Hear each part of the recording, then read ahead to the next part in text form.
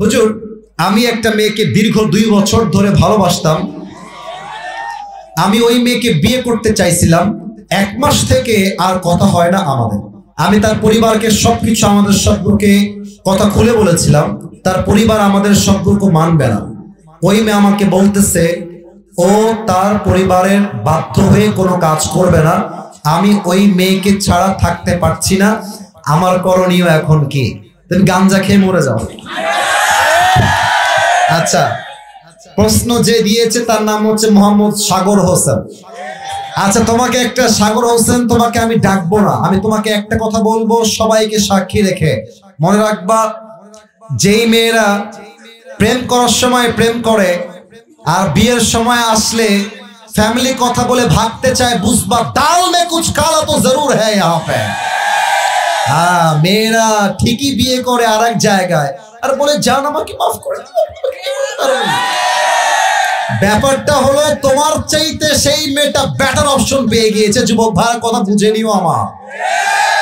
আর মেয়েরা আজকালকার better option পাইলে বুইরা টাকলার সঙ্গে বিয়ের পিড়িতে বসে যায়। বলো, এমন মেয়ে বাংলাদেশে আছে না নাই? সাগর বাবু, তোমার নামটাও সাগর, তুমি হয়ে যাও সাগর। একটা দিয়ে চলবে না, আমার 4টা বউ দরকার, তবে হারাম না হালাল দরকার আমার, ঠিক কিনা বলে? বেটা ছাড়তে পারছি না, থাকতে পারছি না, কাপুরুষের কথা। বীর পুরুষ বলবে যেই মেয়ে আমার কপালে নাই, বাস নাই, ওকে নিয়ে ভাবা 2 পয়সা টাইম আমার কাছে নাই। দুনিয়ায় মেয়ে তো একটা নয়, কয়েক কোটি সুন্দরী মেয়ে বাংলার মাটিতে আছে। যে মেয়েটা আমাকে ছাড়া থাকতে পারে, ওকে ছাড়া আমি শুধু থাকতেই পারি না, সুখে থাকতে পারে। এই মেয়ের চ্যাপ্টার ক্লোজ করে দাও। এসব মেয়ের পাল্লায় পড়ো না। এই মেয়েরা খালি টাকা খায়, বিকাশে টাকা নেয়, ফ্ল্যাক্সি লোড নেয়, রেস্টুরেন্টে খাওয়ার সময় একসঙ্গে খায়, বাট বিয়ের সময় ধোকা দিয়ে আসলে বিয়ে করে ফেলে, ঠিক কিনা বলে? আল্লাহ সাগরকে হেদায়েত দান করে পড়েন সবাই আমিন।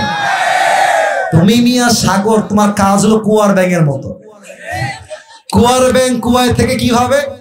যে এর মতো গভীর পানি আর কোথাও হইতে পারে না।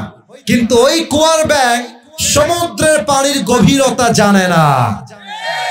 বেটা, রাজশাহীতে তুমি আটকায় গেলা, ঢাকা তো পড়ে আছে, চট্টগ্রাম পড়ে আছে, সিলেট পড়ে আছে।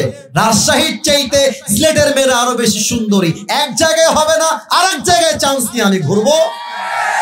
তবে আমি হারাম ভাবে নয়, হালাল ভাবেই বিয়ে করে ছাড়বো, ঠিক কিনা বলে? মেয়েদেরকে পাত্তা দিলে মেয়েরা গাছে উঠবে, মাথায় উঠবে। পাত্তা দিবা না, তোমার জন্য পাগল হয়ে যাবে। আল্লাহ আমার প্রিয় যুবক ভাইদেরকে বোঝার তৌফিক দান করুন। পড়েন সবাই আমিন।